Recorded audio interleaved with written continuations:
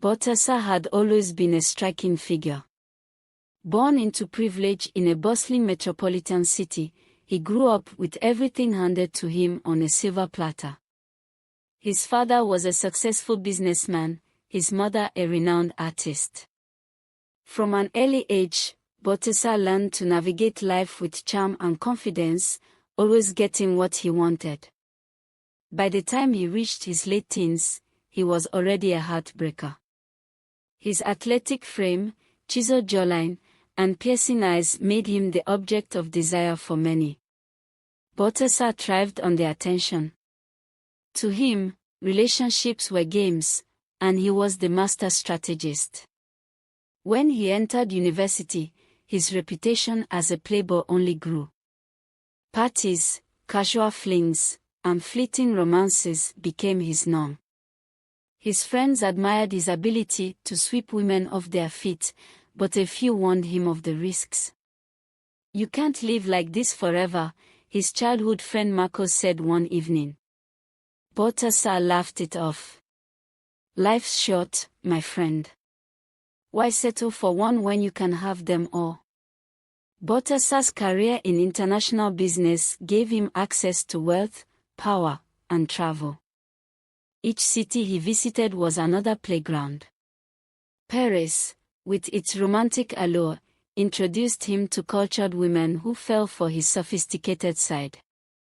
In Rio de Janeiro, the wild nightlife matched his energy, and in Tokyo, he found intrigue in women who admired his confidence and foreign charm. Baltasar became addicted to the thrill of conquest.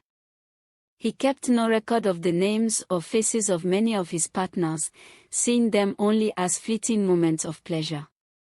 His mantra remained unchanged: no strings, no regrets. Yet, behind his bravado, there were moments of reflection. Late at night, in the silence of his penthouse suite, Baltasar occasionally felt an emptiness he couldn't quite define. He dismissed these feelings as mere fatigue, burying them under more distractions. In his early 30s, Baltasar began noticing subtle changes in his health. He was often fatigued and suffered from frequent headaches. At first, he attributed these symptoms to his demanding schedule and constant jet-setting. But over time, the symptoms worsened. He started experiencing persistent fevers, unexplained weight loss, and night sweats. One morning, as he prepared for a business meeting, he noticed small, dark lesions on his skin. Alarm bells rang in his head, but he convinced himself it was nothing serious. After weeks of ignoring the signs, a sudden fainting spell during a gala forced him to seek medical attention. The doctor, a stern middle-aged woman, ran a series of tests. When the results came back, her expression turned grave. "Baltasar," she began gently, "you've tested positive for HIV." The words hit him like a thunderbolt. He sat in stunned silence as the doctor explained the implications. The disease had progressed significantly due to his delay in seeking treatment. The days following his diagnosis were a blur of disbelief, shame, and regret. Baltasar locked himself in his apartment, avoiding calls and canceling all engagements. For the first time in his life, he felt truly alone. Memories of his past flashed before him, the countless women, the careless encounters, and the warnings he had ignored. He realized the extent of the risk he had exposed others to. The thought of being responsible for someone else's suffering was unbearable. Baltasar's mother, upon learning of his condition, flew in to be by his side. "Baltasar," she said, holding his hand, "you've made mistakes, but this isn't the end. You have a chance to do better, to be better." Her words planted a seed of hope. Determined to take responsibility, Baltasar began reaching out to his former partners. Each conversation was excruciating. Some reacted with anger, others with tears, and a few with indifference. He apologized sincerely, offering to cover medical tests and treatments for anyone affected.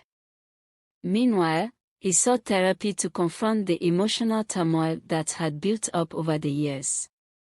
In his sessions, Baltasar began to unravel the roots of his behavior. He realized that his relentless pursuit of pleasure had been a way to fill a void, a deep-seated fear of vulnerability and rejection. His therapist encouraged him to channel his energy into something meaningful. Inspired, Baltasar decided to use his story as a cautionary volunteering at a local clinic that provided support for HIV-positive individuals. At first, he was hesitant, unsure if he would be accepted. But as he shared his story, he found that his honesty resonated with others. He began speaking at schools, universities, and community centers about the importance of safe sexual practices and regular health checkups. His charisma, once used to seduce, now inspired change. Baltasar also partnered with organizations to fundraise for HIV research and support services. His wealth, which had once fueled his reckless lifestyle, now became a tool for good. As Baltasar's advocacy work gained momentum, he sought to repair his strained relationships with family and friends. His father, initially distant, began to see his son in a new light. "You've grown, Baltasar," he said one evening. "I'm proud of the man you're becoming." Reconnecting with Marcos, his childhood friend, was equally healing. "I always believed you had a good heart," Marcos said. "You just needed a wake-up call." These renewed connections became a source of strength for Baltasar, reminding him that he was not defined by his past mistakes. During a fundraiser event, Baltasar met Sofia, a social worker who specialized in HIV education. Unlike the women from his past, Sofia wasn't immediately taken by his charm. Instead, she challenged him, pushing him to reflect on his journey and intentions. Their relationship blossomed slowly, built on honesty and mutual respect. For the first time, Baltasar experienced a love that wasn't rooted in superficiality. Sofia taught him the value of vulnerability and the beauty of true connection. As years passed, Baltasar became a prominent figure in the fight against HIV/AIDS. His memoir, Lessons from the Edge, became a bestseller, inspiring countless readers to reflect on their choices and prioritize their health. Though his condition remained a daily challenge, Baltasar embraced life with a newfound appreciation. He learned to find joy in small moments, watching sunsets, sharing meals with loved ones, and mentoring young people. His relationship with Sofia deepened, and together they built a foundation to provide education and resources to underserved communities. In his later years, Baltasar reflected on his journey with a sense of peace.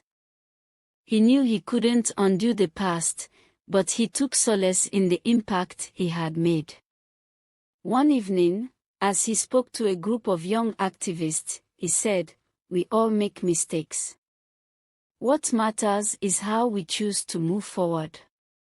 Use your experiences, good and bad, to create a better world."